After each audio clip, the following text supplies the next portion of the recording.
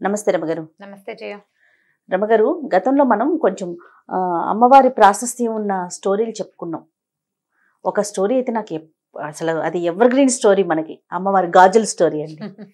ఇప్పటికీ అది చూస్తే అబ్బా ఎంత బాగుందో అనిపిస్తుంది. ఇప్పటికీ ఆ కథ ఫలానా అయింది అని నాకు వస్తూనే ఉన్నాయి మెసేజ్లు. 2 ఏళ్ళు అయిపోయింది. ఎంత ఎన్ని పుస్తకాలు వచ్చినాయో.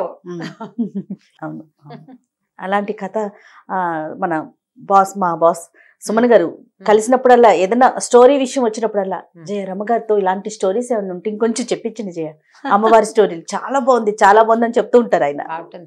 చాలా మంది ఇష్టపడతారండి ఆ కథలు. అలాంటివి ఏదన్నా ఇంకా ఏమన్నా ఉంటే మీ దగ్గర, మీకు ఐడియాలో ఉంటే ఒకటి చెప్పండి. మరి అలాంటిది కాదు కానీ అమ్మవారికి సంబంధించిందే ఒక కథ చెప్తాం. మొన్న ఒకటి చెప్పుకున్నాం మనం, చెట్టులో అమ్మవారు ఉండటం. అవును, ఇది ఒకటి చెప్దాం.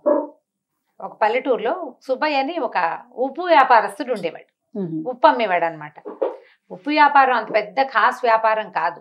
పాత రోజుల్లో ఎంత ఉప్పు 10 పైసలు, కానీ అర్ధనా కూడా ఉండేది. అయితే ఇంక పెద్ద వ్యాపారం ఏమీ లేదు. పొద్దున్నే పోయి అమ్ముకుని వచ్చి రాత్రికి ఆ మిగిలింది వచ్చింది దాంతో రోజు గడిచేది. కష్టంగానే గడిచేది. 3-4 పిల్లలు, అమ్మ నాన్న, 1-2 అన్నదమ్ములు, అలా ఉండేది కుటుంబం. అయితే ఈయన ఏం చేసేవాడంటే, వీళ్ళ ఊరు దాటి పక్క ఊళ్ళు వెళ్ళాలి వ్యాపారానికి. ఈ ఊరు దాటి వెళ్తుంటే ఊరు బయట ఒక చిన్న అడవి, చిట్టడవి లాగా ఉండేది. ఆ అడవిలో ఒక చిన్న అమ్మవారి గుడి ఉండేది. అది పెద్ద గుడి, ఖాస్గా కూడా కాదు, మన గ్రామ దేవతల గుళ్ళు ఉంటాయి కదా, కొద్దిగా పొట్టిగా ఉన్న గుడి. వంగి దండం పెట్టాలన్నమాట. కూర్చుంటే అక్కడ కూర్చోవచ్చు కూడా, కాస్త కొద్దిపాటి నీడ కూడా ఉంటుంది.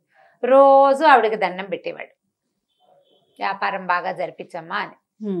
ఎప్పుడైనా వాన బంగుడు వస్తే ఆ గూడు దగ్గరే వంగి కాసేపు కూర్చునేవాడు. కూర్చున్నప్పుడు అనుకునేవాడు, నేను బతికి బాగుంటే, బాగా సంపాదిస్తే గుడి కడతానమ్మా నీకు అని చెప్పుకునేవాడు. వెళ్తూ దండం పెట్టేవాడు, వస్తూ దండం పెట్టుకునేవాడు. అయితే ఏమైంది, అట్లా రోజులు గడుస్తూ ఉన్నాయి. ఏదో బొటాబొటిగా వచ్చేది. ఆ బొటాబొటి దాంతో ఏదో తిని, అంటే పోకుండా బతికుండా ఉండేంత సంపాదన మాత్రమే అనమాట. ఓ దాచుకునేది, పెద్ద కొనుక్కునేది ఏం లేదు. 4 వేలు నోట్లోకి అన్నానికి మాత్రం సరిపోయేది. ఇలా జరుగుతుండగా ఒకసారి ఒక వర్షాకాలంలో, ఉప్పు సాధారణంగానే వర్షాకాలం కొంచెం నీరు గారిపోతుంది. అవును, సహజంగానే రాళ్ళ ఉప్పు మెతక మెతకగా అయిపోతుంది, తడి తడిగా ఉంటుంది.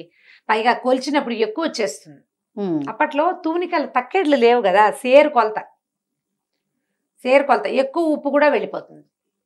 అలాగే ఏదో నడుస్తుండేవాడు. ఒకరోజు జడివాన కురిసి ఉప్పు సంచులు తడిసిపోయి ఉప్పు అంతా కారిపోయిందట.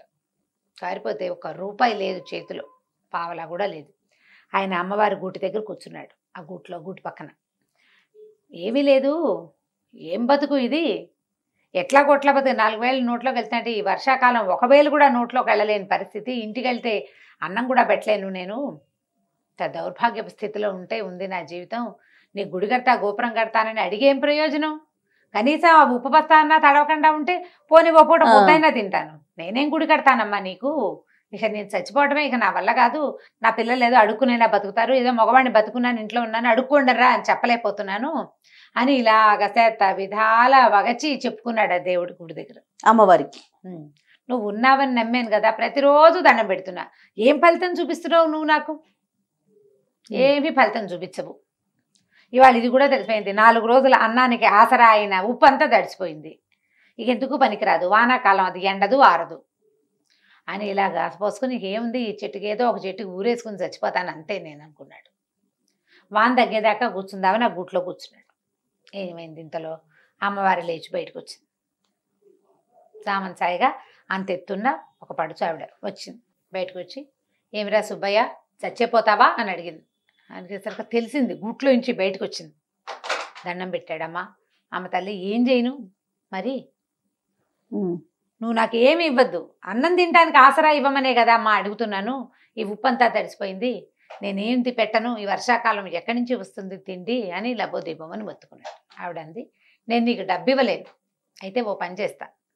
1 గంట ఇచ్చింది చిన్నది, టంగ్ ఇలా మోగిస్తే మోగి జేగంట అంటాం కదా, ఆ జేగంట ఇచ్చి చేతులు పెట్టింది. దీన్ని మోగిచ్చు, రోజుకి 5 కాసులు వస్తాయి, ఇందులోంచి వాడుకో, బతుకు, బాగుపడు.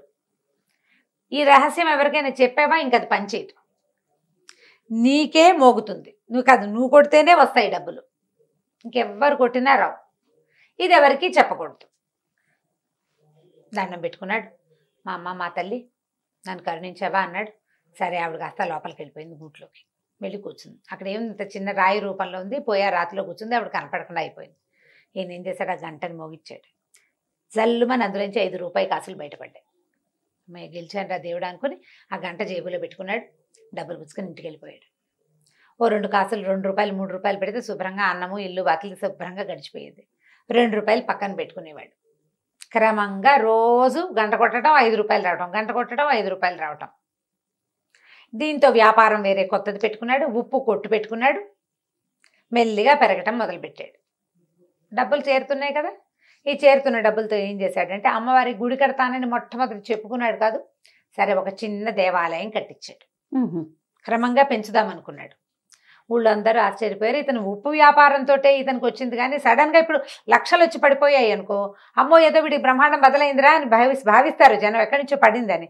5 రూపాయలు రోజు వచ్చేవాడికి ఎవరికి తెలుస్తుంది? నిశ్శబ్దంగా చాపకింది నీరులాగా డబ్బు అతని జీవితంలోకి ప్రవేశించేసింది. కొన్నాళ్ళు గడిచింది, చాన్నాళ్ళు. రోజు పొద్దున పూజ చేసేవాడు, గంట వాయించేవాడు, 5 రూపాయలకు పడేవి ఆయన దాచుకునేవాడు. వాడుకోగా కొంతమందికి కోట్లు పెద్దవి చేశాడు, పని వాళ్ళని పెంచాడు, అందరికీ అన్నీ వచ్చినాయి. గుడి కూడా కట్టేశాడు, చాలా మటుకు కట్టాడు.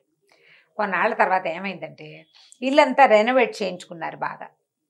ఈ రెనోవేషన్లో భాగంగా వాళ్ళ ఆవిడ దగ్గరుండి సున్నాలు వేస్తూ పూజా మందిరం చక్కగా బాగు చేయించి పెద్దగా చెక్కలు బాగా డిజైన్ లాగా చేయించి ఈ పాత గంట ఇది ఎందుకని తీసుకెళ్ళి పాత సామాన్లు వాడికి ఇచ్చేసింది. అయ్యో. ఈయన ఆ రోజు ఊరెళ్ళాడు. పొద్దున్నే ఊరెళ్ళిపోయాడు. అర్ధరాత్రి ఎప్పుడో తిరిగి వచ్చాడు.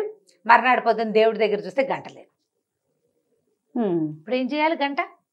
నేను అడిగాడు భార్యని, ఏమే గంట అయితే ఇక్కడ ఉండాలంటే ఆ పాత పడిపోయింది, కిలుం పట్టేసింది పిచ్చి గంట, పైగా మోగిచ్చినా కూడా అదో రకం ఓటి మోత వస్తుంది, అందుకని పాత సామాన్లు వాడికి ఇచ్చేసాను. నేను లబోది బనుడు స్నిదుంపది కదా, అచ్చొచ్చిన గంటే అమ్మవారి ఇచ్చిన గంట అనలా, ఉంది అచ్చొచ్చిన గంట మా ముత్తాతల నాటిది, అది టింగుమని మోగినా టంగుమని మోగినా నాకు అదే కావాలి, ఎవరికి ఇచ్చావో చెప్పన్నాడు. ఎవరికి ఇచ్చావంటే వీళ్ళకి 3 సందుల అవతల కనకయ్య అని ఒక పాత సామాన్లు కొనేవాడు ఒకడు ఉన్నాడు.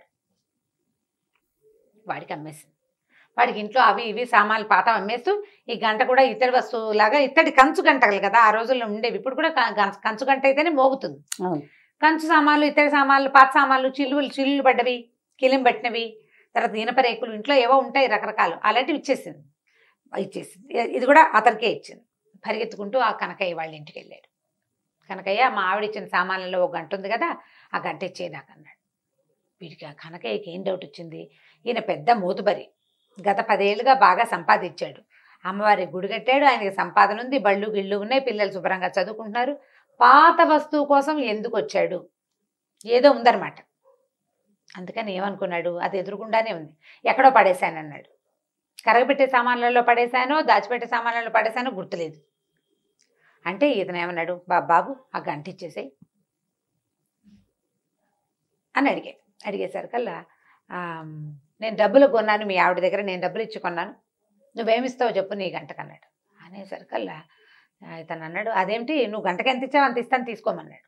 ఒప్పుకోలే, ఏదో ఉంది ఆ గంటలో విశేషం, అదేమిటో చెప్పు ముందు నాకన్నాడు. అనేసరికల్లా ఇతను అన్నాడు, కాదయ్యా ఆ గంటలో ఒక ప్రత్యేకమైన అర ఉంది, కొంత డబ్బులు దాచిపెట్టుకున్నాను, అందులో ఒక మహిమ గల గంట అది చెప్పాడు.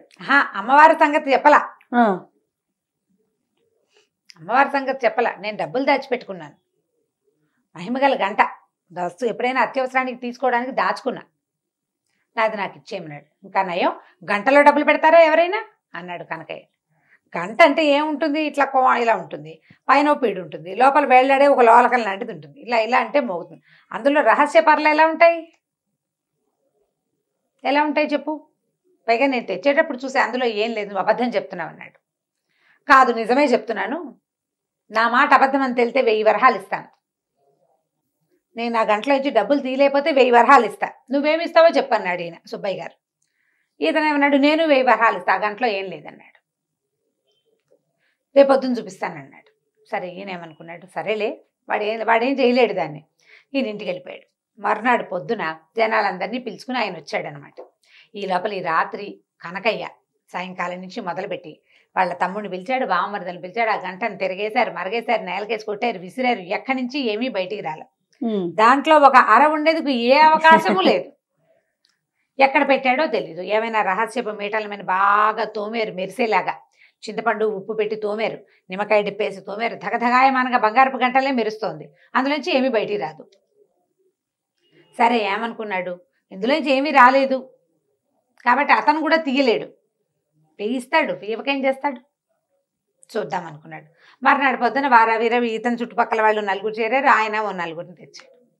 గంట అందరి మధ్యలో ఆ గంట ఆయనకి ఇచ్చేయాలి. ఇచ్చేసరికల్లా సరే ఇందులో ఏమీ లేదు, నేను తిరిగేశాను మరగేశాను, ఇందులో ఏం లేదు, నువ్వు అబద్ధం చెప్పావు, 1000 అక్కడ పెట్టి గంట తీసుకోమన్నాడు. 1000 రూపాయలు ఇస్తానన్నాడు కదా. అయితే సుబ్బయ్య గారు అన్నాడు, ముందు గంట నా చేతిలో పెట్టు, డబ్బులు నేను తీసి చూపిస్తాను నీకు ఇందులో. సరే ఇచ్చాడు.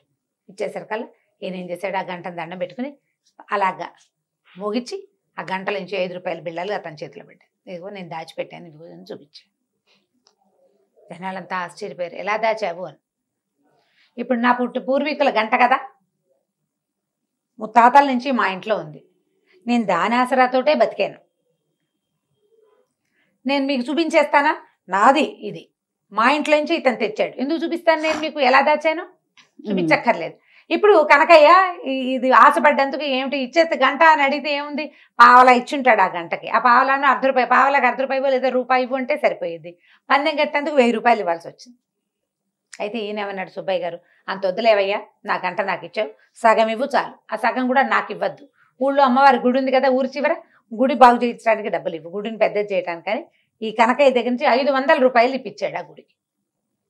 గుడిని ఇంకా కాస్త బాగు చేశారు. మరి 500 రూపాయలు అంటే ఆ రోజుల్లో ఎక్కువ కదా.